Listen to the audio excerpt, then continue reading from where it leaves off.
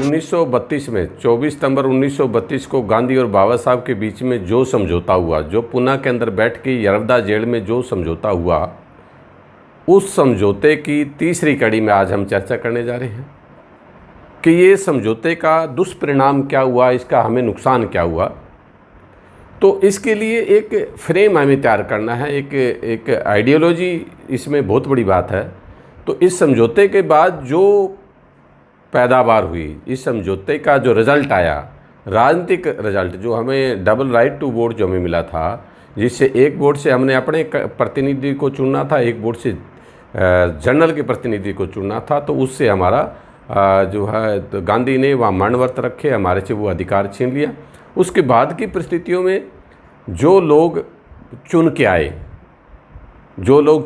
Presidential चुनाव के अंदर, हमारे बाबा साहब के केवल 12 लोग चुने गए, गांधी के 78 लोग चुने गए। इस तरीके से अलग अलग वो एक उसके इतिहास में मैं नहीं जाना चाहता, लेकिन हम एक फ्रेमवर्क है कि आखिर इसमें जो चमचे पैदा हुए, बाबा साहब को किसने धोखा दिया, बाबा साहब को धोखा किसने दिया, इस बात की जो खोजबीन की, इसके ऊपर रिसर्च की है हमारे एक बहुत अच्छे साइंटिस्ट, हमारे एक ऐसे रहबर, एक ऐसे जिनकी बदौलत आज हम सीना तान के और नज़र ऊपर करके हम चल सकते हैं, ऐसे हमारे मसीहा साहब कांशीराम जी ने इस बात को समझा।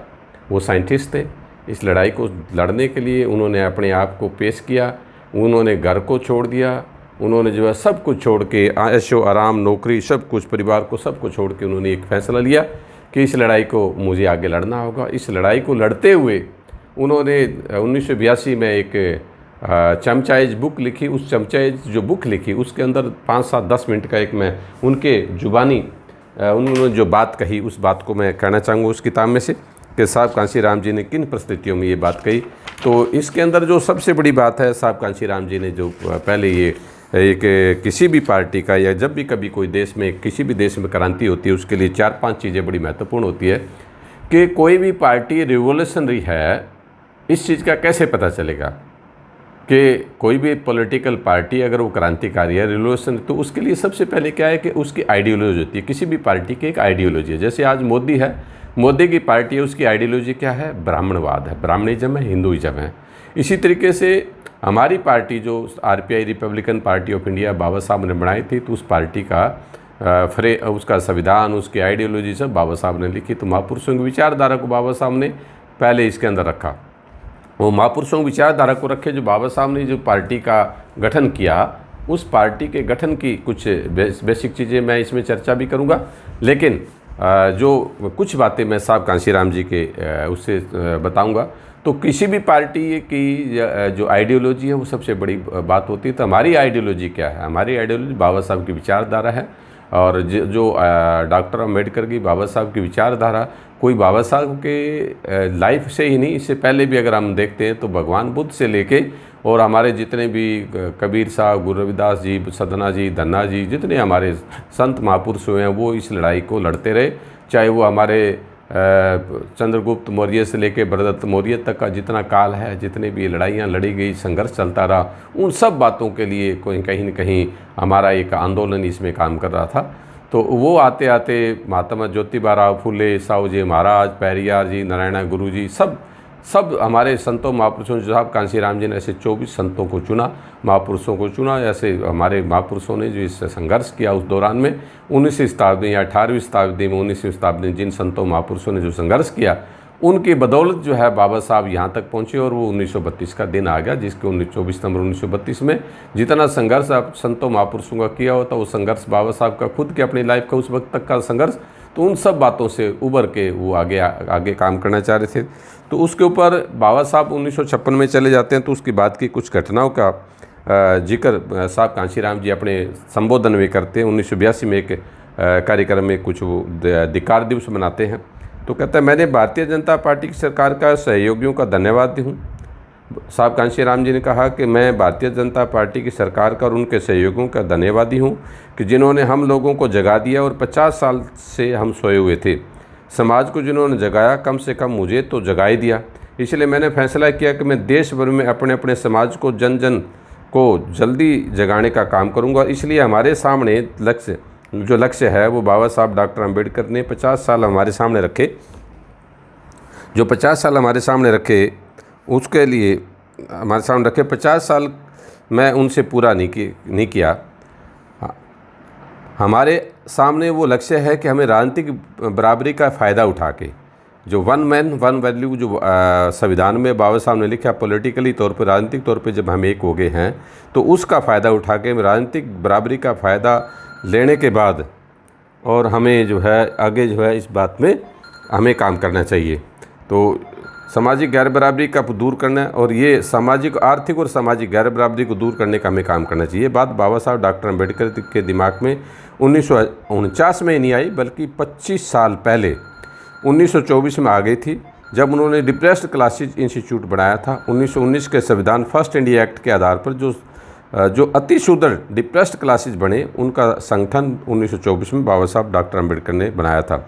उनका संगठन बनाकर 1930, 1931, 1932 में राउंड टेबल कॉन्फ्रेंस में उनकी बात को रखकर उन्होंने अंग्रेज़ों को रजामंद कर लिया और वोट का अधिकार, ये कांग्रेस के मनुवादी लोग, मनुवाद की मुखिया पार्टी है, वो उस वक्त गांधी जी की कांग्रेस पार्टी थी, ये तो हमें वोट का अधिकार देंगे नहीं, इसलिए वोट का अधिकार हमें अपने अंग्रेज़ों से ही लेना होगा। तो अंग्रेज़ों से लेने के लिए उन्होंने एक ये आंदोलन, ये लड़ाई लड़ी, दे दिया। अंग्रेज़ों ने खैर 1932 में ये दे दिया, ठीक, लेकिन वोट का अधिकार हमारे लिए काफ़ी नहीं। कुछ लोग देश में ऐसे हैं जिनको सामाजिक और आर्थिक तौर पे इतना गिरा दिया गया है, कि इतना पिछाड़ दिया गया है कि उनको वोट का अधिकार ही काफ़ी नहीं है। आज भी मैं आपको कहता हूँ, बताता हूँ कि आज की कहानी बताता हूँ कि आज भी वोट का अधिकार हमारे लिए काफ़ी नहीं है। हमें वोट डालने की शक्ति की ज़रूरत है। वोट डालने की शक्ति के आधार पर, वोट के अधिकार पर ये लोग अपने आप को आगे बढ़ा सकते हैं। 18 अगस्त 1932 को अंग्रेज़ों को रजामंद करके बाबा साहब डॉक्टर अम्बेडकर ने सेपरेट इलेक्टोरेट पृथक निर्वाचन प्रणाली हासिल की। इस बात को महाराष्ट्र के लोग अच्छी तरह से जानते हैं। जब सेपरेट इलेक्टोरेट हासिल किया तो गांधी जी ने मरण व्रत रख दिया था। उन्होंने कहा, हम आपको इनको बहुजनों को वोट का अधिकार तो दे सकते हैं, अंग्रेज़ मजबूर करते हैं तो चलो दे देते हैं, लेकिन हम सेपरेट इलेक्टोरेट का अधिकार नहीं देंगे। ये लोग अपनी मर्ज़ी से MLA MP चुनकर लाएंगे। ये अधिकार अगर इनको मिल जाता है तो गांधी जी ने कहा कि ऐसे में देश में मैं ज़िंदा नहीं रहूँगा। तब गांधी जी ने मरण व्रत रख दिया। बाबा साहब डॉक्टर अम्बेडकर के ऊपर इतना दबाव पड़ा कि जिस दबाव का जिक्र बार बार बाबा साहब डॉक्टर अम्बेडकर अपनी ज़ुबान से किया करते थे, उस दबाव के कारण बाबा साहब डॉक्टर अम्बेडकर को मजबूर होकर 24 सितंबर 1932 को पूना पैक्ट पर हस्ताक्षर करना पड़ा। इसलिए मैं बताना चाहता हूँ कि सारी बीमारी की जड़ पूना पैक्ट है, जो 50 साल में जिन लोगों को गैर बराबरी ख़त्म करने के लिए उठकर खड़ा होना चाहिए था, वो खड़े क्यों नहीं हुए? क्योंकि उन लोगों को मनुवादी समाज और उनकी पार्टियों ने मैनेज कर लिया। साहब कहते हैं कि इन लोगों ने खरीद लिया, उनको मैनेज कर लिया, उन लोगों का प्रबंध कर लिया, और वो प्रबंध की कहानी पूना पैक्ट में लिखी है। 24 सितंबर 1932 को पूना पैक्ट पर हस्ताक्षर करने के बाद 1940 में कॉन्स्टिट्यूशन असेंबली, संविधान सभा का चुनाव हुआ। उस दौरान कांग्रेस के लोगों ने कहा, कोई भी चुनकर आ जाए, लेकिन अम्बेडकर चुनकर नहीं आना चाहिए। हम लोगों ने प्रबंध कर दिया है, अम्बेडकर के लिए सारे दरवाजे और खिड़कियां बंद कर दी गई है, वो कॉन्स्टिट्यूशन असेंबली में चुनकर नहीं आ सकते। तब बाबा साहब डॉक्टर अम्बेडकर को रोशनदान भारत की सीमा वाले जसोर और खुलना क्षेत्र, जो कुछ समय पाकिस्तान के बंटवारे में दे दिया गया था, आज बांग्लादेश में है, से कूद कर कॉन्स्टिट्यूशन असेंबली में आना पड़ा। उनको बंगाल में जसोर और खुलना, जहाँ चांडालों की आबादी 52% थी, जसोर और खुलना उस वक्त की असेंबली की सीट थी, तो बाबा साहब वहाँ पहुँचे, जसोर और खुलना से चुनकर कॉन्स्टिट्यूशन असेंबली में पहुँचे। तो गांधी और नेहरू, उनकी कांग्रेस को फिक्र हो गई। उन्होंने कहा, जसोर और खुलना, फरीदपुर और पड़ी साल, ये 4 ज़िले जहाँ चंडालों की आबादी 52% है, ये बंटवारे में अगर भारत के अंग रहे, लेकिन हम इन्हें भारत में रखना नहीं चाहते, क्योंकि अम्बेडकर का इरादा सही नहीं लगता, हमें नहीं चाहिए, इनको पाकिस्तान को दे देना चाहिए। और इसके साथ चिटागांव की पहाड़ी, जो समझौते के हिसाब से भारत का अंग बनना था, जहाँ बुद्धिस्ट पॉपुलेशन 97% थी, ये भी हमें उन्हें दे देना चाहिए। और यह चिटागांव की पहाड़ी क्षेत्र, जो जिसे 97% बुद्धिस्ट आबादी थे, उसे भी पाकिस्तान को दे देना चाहिए, जो आज भारत के त्रिपुरा राज्य की सीमा से लगे हुए बांग्लादेश में है। जिन्हें जिन्ना के हवाले कर दिया गया। जिन्ना को क्या करना था? उसने तो उल्टा यही कहा, यदि और देना है तो और दे दो भाई। उसके बाद बाबा साहब डॉक्टर अम्बेडकर ने इंग्लैंड जाकर अंग्रेज़ों को रजामंद किया। तब अंग्रेज़ों ने गांधी, नेहरू और उनकी कांग्रेस को कहा, भाई अगर जसोर, खुलना, फरीदपुर, पड़साल को आपने पाकिस्तान को दे दिया तो कोई बात नहीं, दे दो, लेकिन अगर आज़ादी चाहते हो तो डॉक्टर अंबेडकर को भारत की कॉन्स्टिट्यूशन असेंबली का मेंबर बनाओ, और जब 15 अगस्त 1947 को आज़ादी मिलेगी उससे पहले कांग्रेस को मजबूर होकर 9 जुलाई 1947 को बाबा साहब डॉक्टर अंबेडकर को भारत की कॉन्स्टिट्यूएंट असेंबली संविधान सभा का मेंबर बनाना पड़ा। महाराष्ट्र के लोग आज भी खोज रहे हैं कि देशवासियों को नहीं बता रहे कि ये खोज मुझे करनी पड़ी। उस ज़माने के महाराष्ट्र के लोग अब नहीं करते। जिनसे मैं पूछता हूँ कि भाई उस वक्त की कहानी मुझे अगर थोड़ी मिल जाए, उनसे हम लोग लाभ उठाकर आगे बढ़ सकते हैं, लेकिन महाराष्ट्र के लोगों का इरादा सही नहीं लगता। बाबा साहब डॉक्टर अंबेडकर 1956 में चल बसे।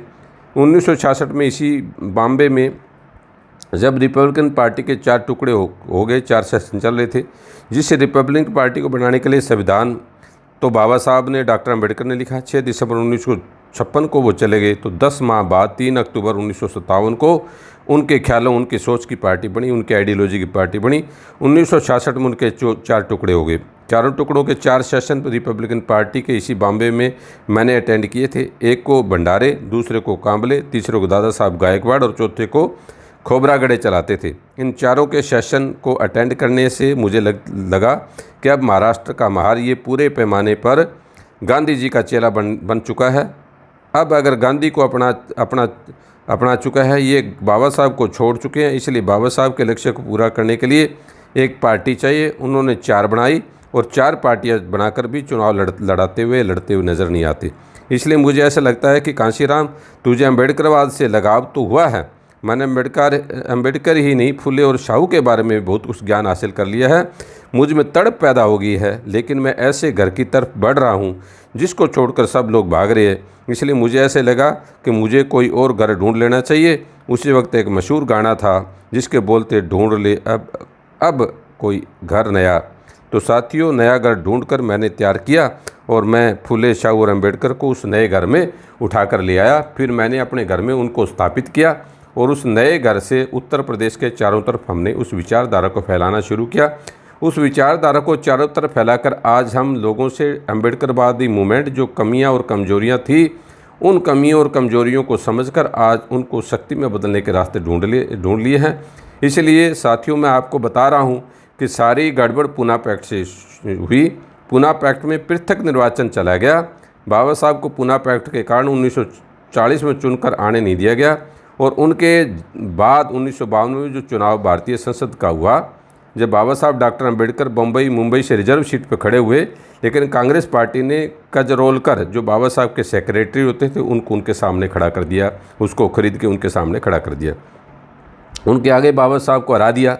और उसके बाद 1954 में जब बाबा साहब डॉक्टर अंबेडकर भंडारा से खड़े हुए, तब भी कांग्रेस ने बोरकर को उनके सामने, उनके एक और चेले को बोरकर को उनके सामने खड़ा करके बाबा साहब अंबेडकर को हराया और अंगूठा दिखा दिया, ले लो आरक्षण। आपने आरक्षण तो ले लिया, अंग्रेज़ों ने आपको रिजर्वेशन दे दिया, लेकिन रिजर्व सीट चुनकर आना आपके लिए असंभव है और आपके लोगों के लिए असंभव है। तब महाराष्ट्र के मारों को लगा कि जब बाबा साहब डॉक्टर अंबेडकर के लिए चुनकर आना असंभव था, तो हमारे लिए संभव नहीं है। अगर हमें एमएलए बनना है, एमपी बनना है, मंत्री बनना है, जो भी बनना ज़रूरी हो, तो फिर हमें बाबा साहब को छोड़कर बापू की शरण में जाना होगा। बापू की शरण में जाना होगा। पहला एक मार था जो 1967 में इसी बॉम्बे से बापू की टिकट पर चुनकर गया। आप लोग उसे अच्छी तरह से जानते हैं। उसके बाद 1980 में एक और महार बरादरी से बापू की कांग्रेस की टिकट पर चुनकर बॉम्बे से गया था। 1982 में पूना पैक्ट की जुबली आई तो पूना के पुराने महार बिरादरी के भाई मेरे पास दिल्ली पहुंचे। उन्होंने कहा, हम बहुत मुश्किल में हैं, हमें जीने को जी नहीं चाहता, हमें अब क्या करें, आप बताइए। बाबा साहब डॉक्टर अंबेडकर ने हमें आर भोले के पीछे लगा दिया। आर भोले पहले बोले हर साल पूना पैक्ट का अधिकार करेगा, आप इसके पीछे लगकर पूना पैक्ट का अधिकार करोगे। हमें पूना पैक्ट का अधिकार करते हुए बड़ी खुशी होती थी। हम लोग नारा लगाते थे, आर भोले करे पुकार, पूना पैक्ट का करो अधिकार, पूना पैक्ट का करो अधिकार। ये बाबा साहब ने आदेश दिया था। बाबा साहब के कहने से हम लोग ऐसा करते आ रहे हैं। बाबा साहब तो जिंदा नहीं थे, तो हम सोचते थे कि ये कुछ करेंगे, हम उनकी बात को मानकर आर भोले के पीछे खड़े हो गए। बाबा साहब की कई बात को मान के हम बाबा साहब को आर भोले के पीछे लगे रहे। लेकिन 1980 में चुनाव में आर भोले गांधी जी की कांग्रेस पार्टी के टिकट पर चुनकर पार्लियामेंट में पहुंच गया और अब 1982 में पूना पैक्ट पर साइन किए हुए 50 साल हो रहे हैं और कांग्रेस पार्टी ने ऐलान किया है कि हम पूना पैक्ट की गोल्डन जुबली मनाएंगे, रंगरलियाँ मनाएंगे। हम नारा लगाने के सिवाय कुछ कर नहीं पाएंगे। पूना पैक्ट की गोल्डन जुबली के कार्यक्रम में तो वो गोल्डन जुबली का सत्कार करेंगे जिन्होंने जिसमें इंदिरा गांधी मुख्य अतिथि होगी और आर भोले उनकी अध्यक्षता करेंगे। तब मैंने उनसे कहा, भाई पूना पैक्ट के धिक्कार के लिए आर भोले उपलब्ध नहीं है तो आरपीआई की कई शाखाएं हैं, किसी न किसी शाखा को लेकर आप नारे लगा लो। तो वो मुझसे बोलने लगे, सारे के सारे आरपीआई के लोग बिक चुके हैं, मैनेज हो चुके हैं, ठिकाने लग चुके हैं।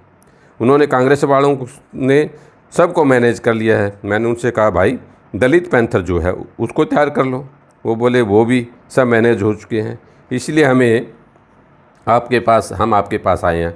हम पूना पैक्ट का अधिकार करना चाहते हैं, आप हमारे से ठीक से बात करें, ठीक से डील करें। तो मैंने उनकी बात को मान लिया और पूना पैक्ट अधिकार करने के लिए गोल्डन जुबली मनाई गई। तो पुराने महार बरादरी के भाइयों ने मुझे बुलाया, मैं पूना पहुंचा तो 24 सितंबर 1982 को अधिकार दिवस मनाया। तब केंद्र व महाराष्ट्र में सरकार गांधी की थी, कांग्रेस की थी और वह सरकार हमारे पीछे पड़ गई।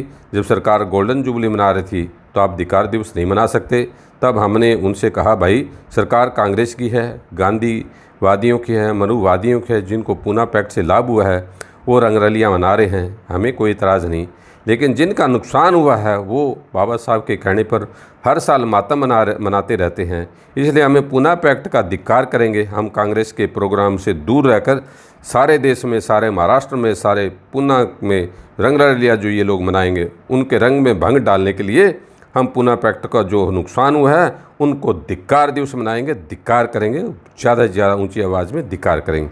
साथियों, आप लोग जानते हैं इंदिरा गांधी बड़ी होशियार थी और जो आरएसएस प्रमुख है सुदर्शन जी, उनको लगा कि मामला बिगड़ जाएगा। जैसे आज सुदर्शन जी को लगा कि मामला बिगड़ता नज़र आ रहा है।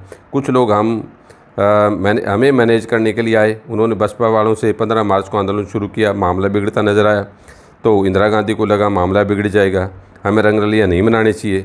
अब वो नहीं मना रही और आप लोग धिक्कार करेंगे। हम लोगों ने धिक्कार किया, लेकिन धिक्कार करने से पहले मुझे सारी चीज़ों को समझने की ज़रूरत पड़ी। मैंने क्या समझा कि 1940 में बाबा साहब डॉक्टर अम्बेडकर को जैसौर और खुलना में, जहाँ पर चंडालों की आबादी 52% थी, उन्हें वहाँ क्यों जाना पड़ा। और जहाँ बॉम्बे के चारों तरफ महार बिरादरी की आबादी 5 से 7% है, वहाँ को छोड़कर चंडालों के पास, जहाँ चंडालों की आबादी 52% है, वहाँ क्यों जाना पड़ा। पूना पैक्ट के कारण 1952 में बाबा साहब को बॉम्बे में हार का मुंह क्यों देखना पड़ा। पूना पैक्ट के कारण 1954 में पूना से हार का मुंह क्यों देखना पड़ा। पूना पैक्ट के कारण उनके बाद बाबा साहब को मारने वाले लोग जो बाबा साहब कहते थे बापू गांधी के चरणों में क्यों जा पड़े। बाबा साहब कहने वाले बापू कहने को मजबूर हुए। पूना पैक्ट के कारण जो संघर्ष चलना चाहिए था वो संघर्ष यूं ही चल रहा है। 50 साल तक लोग इस तरह से मैनेज हो चुके हैं। इसलिए खासकर महाराष्ट्र के लोगों से मैं कहना चाहता हूँ, जिन रामविलास पासवान को आप उस्ताद समझते थे, अपना गुरु समझते थे, जिस रामविलास पासवान के पीछे आप लोग नारा लगाते थे, बच्चा बच्चा भीम का, रामविलास की टीम का, लेकिन अब आपने अपने नारे को थोड़ा सा बदलना है। मैं पूरा बदल कर रहूँगा। लेकिन आज जब रामविलास पासवान भी मैनेज हो चुका है, जब बिहार से रामविलास पासवान का चुनकर आना असंभव हो चुका है, जिस रिजर्वेशन को बाबा साहब ने हासिल किया, उस रिजर्वेशन से आरक्षण का फ़ायदा बाबा साहब के जिंदा रहते गांधीवादी लोगों ने उन्हें नहीं लेने दिया और ये बाबा साहब अंगूठा दिखाते रहे कि ले लो रिजर्वेशन। अब गांधीवादी लोग, कांग्रेस के लोग हम अंगूठा दिखाते हैं कि तुम्हें रिजर्वेशन से कोई फ़ायदा नहीं है, इसलिए हर सरकार आने के बाद रिजर्वेशन को बढ़ा देती है। हमें पता है कि शेड्यूल्ड कास्ट, शेड्यूल्ड ट्राइब में रिजर्वेशन के आधार पर जो चुन कर आते हैं उनको मालूम है कि पूना पैक्ट के बाद सिर्फ चमचे जीत कर आते हैं। इसलिए आज मैं इस मौके पर 14 अप्रैल को बाबा साहब डॉक्टर अम्बेडकर के जन्मदिन पर आपके बीच में पहुंचा हूं, जब हम लोग इस चमचा युग का अंत करने की कोशिश में काफ़ी आगे बढ़ चुके हैं। आप लोगों को समझाना चाहता हूं कि बाबा साहब डॉक्टर अम्बेडकर हमें चमचा युग का अंत करने के लिए अंधकार से उजाड़े, direct age to bright age की तरफ ले जाना चाहते थे, लेकिन हम लोग उजाड़े में जाने से पहले चमचा युग में फंस कर रह गए। 1932 से लेकर आज तक चमचा युग चला आ रहा है। चमचा युग में फंस कर रह गए। मैंने तो 24 सितंबर 1982 को पूना पैक्ट का अधिकार करते वक्त समझ लिया था कि हमारा संघर्ष चमचा युग को ख़त्म करने के लिए होगा, लेकिन चमचे की काफ़ी वैरायटी होती है। चमचा कभी अपने आप नहीं चलता, चमचे को चलाने के लिए हाथ लगता है। इसलिए मैंने अपने लोगों को तैयार किया और तैयार करते हुए मैंने उनको बताया कि अगर हमें चमचा युग को ख़त्म करना है तो हमें चमचों से नहीं उलझना, क्योंकि यदि एक चमचा चला गया दूसरा उठा लेंगे, तीसरा उठा लेंगे, चौथा उठा लेंगे। हमारे समाज में चमचों की कोई कमी नहीं है। इसलिए हमने चमचों के ऊपर चोट नहीं करनी है, हमें hit the hand which operate चमचा, अर्थात ऐसे हाथ पर चोट मारो जो चमचों को चलाता है। इसलिए तो अब जो उसके हाथ से चमचा गिर जाएगा, फिर वो दूसरे चमचे को उठाएगा, सोचेगा इस चमचे से को चलाना चाहिए या नहीं चलाना चाहिए, वह अपने आप में परेशान हो जाएगा। इसलिए साथियों, चमचा युग को ख़त्म करना है, क्योंकि जब तक हम चमचा युग को ख़त्म नहीं करेंगे हम उजाले के युग में, ब्राइट एज में कदम नहीं रख सकते। जो हमारे महापुरुषों का, बाबा साहब डॉक्टर अम्बेडकर का लक्ष्य था, महामना फुले, छत्रपति साहू जी महाराज और बाबा साहब डॉक्टर अम्बेडकर की जो विचारधारा थी, उस विचारधारा को अपनाकर अपनी मुश्किल और मुसीबत को समझकर हमें हल ढूंढना होगा। विचारधारा को छोड़कर नहीं, जैसे महाराष्ट्र के महार बिरादरी के भाइयों ने सोचा, हम महापुरुषों की विचारधारा को छोड़कर MLA MP बनेंगे, हम मंत्री बनेंगे, हम बुद्धिस्ट बनेंगे, मांगना नहीं छोड़ेंगे। इसलिए मैं आपसे कहना चाहता हूँ, अगर मांगने से हमें परहेज करना है, मांगना छोड़ना है, तो हमें इस देश का हुक्मरान बनना होगा। मैं आपको बताना चाहता हूँ को हुक्मरान बनने के लिए हमने बहुत रास्ते ढूंढे हैं, बहुत से रास्ते ढूंढकर हम लोग आगे बढ़े हैं। राजनीतिक सत्ता एक गुरु के लिए है, मास्टर चाबी है। The politics is the master key which can open each and every type लोग, इससे हर किस्म का ताला खुलता है। सामाजिक आर्थिक दिशा में भी अगर गैर बराबरी का अंत करना है तो आज का माहौल है, अगर हम कहेंगे कि माहौल बदलो तो कोई नहीं बदलेगा। अगर माहौल को बदलना है तो माहौल को हमें पहले बदलना होगा। अगर सामाजिक और आर्थिक दिशा में बराबरी हासिल करनी है तो हमें अपने आप को तैयार करना होगा। इसलिए अपने आप को तैयार करने के लिए हमें आज के माहौल को समझकर इसी माहौल में हमें अपने उत्तर प्रदेश के राजनीतिक सत्ता की चाबी अपने हाथ में मुलायम सिंह के साथ लेकर हमने बढ़त हासिल की है और पूरे देश में बढ़त हम हासिल करना चाहते हैं। इसलिए साथियों, मैं आप लोगों से कहना चाहता हूं कि चमचा युग का अंत करना होगा। चमचा युग 24 सितंबर 1932 से चल रहा है। मेरे से 2 साल बड़ा है, ये 68 साल का हो चुका है। उसका अंत हमें जल्दी करना होगा। अगर हमें सामाजिक और आर्थिक दिशा में बाबा साहब डॉक्टर अम्बेडकर के आदेश को पूरा करना है, गैर बराबरी का अंत करना है, तब तक नहीं कर सकते जब तक हम चमचा युग का अंत नहीं कर पाते। इसलिए साथियों, मौके पर जब मैं आप लोगों को 4 नारे दे रहा हूँ, 4 नारे हमें देश के कोने कोने में लगाना है। जो हमारा लक्ष्य मैंने आप लोगों के सामने रखे हैं। 50 साल पहले बाबा साहब डॉक्टर अम्बेडकर ने हमारे सामने लक्ष्य रखा था, वो ये था सामाजिक गैर बराबरी को दूर करना, आर्थिक गैर बराबरी को दूर करना। ये हमारा लक्ष्य है। इसलिए हमें मूवमेंट चलाना है। जब तक हम सामाजिक और आर्थिक बराबरी को दूर नहीं कर पाएंगे तब तक हमारा आंदोलन चलता रहेगा। इसके लिए साल भर से ज़्यादा समय लग सकता है। जितना हम अपनी कमजोरियों को दूर करेंगे उतना हम इस लक्ष्य में कामयाब हो सकेंगे। कमजोरियों के रहते हम ये काम नहीं कर पाएंगे। इसलिए इस आंदोलन को जारी रखते हुए देश के कोने कोने में बहुजन समाज को नारा लगाना होगा, सामाजिक गैर बराबरी का अंत करो, अंत करो, अंत करो। आर्थिक गैर बराबरी का अंत करो, अंत करो, अंत करो। चमचा युग का अंत करो, अंत करो, अंत करो। इस तरीके से हमें ये नारे लगाने होंगे। उत्तर प्रदेश और भारत के बहुजन समाज पार्टी को आगे बढ़ाने का काम आप लोगों ने अच्छी तरह से जानते हैं। कांग्रेस बड़े पैमाने पर चमचों का इस्तेमाल करती थी, तो मैंने समाज के लोगों से कहा, hit the hand which operate the चमचा, अर्थात हमें उन हाथों पर चोट मारनी है जो चमचे को चलाते हैं। उस वक्त कौन चलाती थी? कांग्रेस चलाती थी। तो हमने इसके हाथ पे चोट मारी और आज सारे चमचे जो कांग्रेस में मज़े से चलते थे, जो कांग्रेस को आगे बढ़ाने का काम करते थे, MLA बनते थे, आज उनमें से ज़्यादातर चमचे गवर्नर, राज्यपाल बन गए हैं। गवर्नर बनकर हमारा कुछ नहीं बिगाड़ सकते, अपना मज़ा तो ले सकते हैं, कोई बात नहीं। लेकिन साथियों, आज हम लोगों ने कांग्रेस को चोट मारकर चमचों को गवर्नर बनाना शुरू कर दिया। आज हम इस लेवल पर पहुंच चुके हैं कि बीजेपी का भी जो सबसे बड़ा चमचा है, आज हमने उनको भी गवर्नर बना दिया। जब उनकी 13 दिन वाली सरकार में कैबिनेट मिनिस्टर था, तो 13 महीने की सरकार को कैबिनेट नहीं आ सकता, तो गवर्नर बना दिया। इसलिए साथियों, ऐसा जो सूरजभान जो उत्तर प्रदेश का गवर्नर, उसका नाम कांग्रेस के लोग चोट मारते मारते पुरानी बात हो गई। महावीर प्रसाद, माता प्रसाद जैसे लोग भी ये चमचे थे, ये गवर्नर बने। अब तो इतने वोट और कहाँ से आए जिससे जमानत बचे, इस सारी मुसीबतों के लिए उनको ठिकाने लगाने की कोशिश करते रहे। जब हम उत्तर भारत में इस किस्म का प्रबंध कर लेंगे तब हम महाराष्ट्र की तरफ ध्यान देंगे। बाबा साहब कहते हुए बापू बापू करने लग जाते हो, ये आदत आपको छोड़नी पड़ेगी। उनकी तरफ ध्यान देंगे जो आपकी भाषा बदलेंगे। बापू वालों ने भाषा बदली तो मुझे भरोसा है कि भाषा बदल कर रहेंगे। इसलिए साथियों, जब हम कांग्रेस से संघर्ष कर रहे थे तब हमारे किस किस्म के नारे थे। अगर आज भी सामाजिक और आर्थिक दिशा में गैर बराबरी का अंत करना है तो बाबा साहब की कही हुई बात को अमल में लाना होगा। तो हमें चमचा युग का अंत करना होगा, और चमचा युग का अंत करते वक्त ये नारा भी आज लोगों को लगाना होगा। जब कांग्रेस का अंत करते हुए हम लोगों को लगाते थे तो बीजेपी और बीजेपी की सहयोगी पार्टियों का अंत करने के लिए हमें वह नारा लगाना होगा। तो इसलिए हमें अपने लोगों को इसमें भाईचारा बना के और बहुजन समाज बना के इस लड़ाई को हम आगे लड़ सकते हैं। तो आज मैं देश के प्रधानमंत्री जो स्पष्ट तौर पे वो सामाजिक और आर्थिक गैर बराबरी को दूर करने के लिए कदम उठाएंगे, ऐसा मुझे लगता नहीं है, क्योंकि ये ऐसा कभी भी नहीं करेंगे। इसलिए हम बहुजन समाज के लोगों को बाबा साहब की विचारधारा को जन तन तक पहुंचाने के लिए सामाजिक और गैर बराबरी को दूर करके ही इस जिम्मेवारी को हम अपने निभा सकते हैं। 50 साल में जिन लोगों ने अपनी जिम्मेवारी नहीं निभाई उसे हम आने वाले 5 साल में निभा कर रहेंगे। अब हमें 50 साल नहीं चाहिए, ये काम 5 साल में ही आज हम ऐसे आपको भरोसा दिलाते हैं हम पूरा कर पाएंगे। इस मौके पर आज आपने मेरी बात को ध्यान से सुना और समझा, इसलिए आप लोगों से मेरी अपील है कि आप इन बातों को समाज के जन जन तक अवश्य पहुँचाएँ। इस उम्मीद के साथ मैं आप लोगों से विदा लेता हूँ। जय भीम, जय भारत।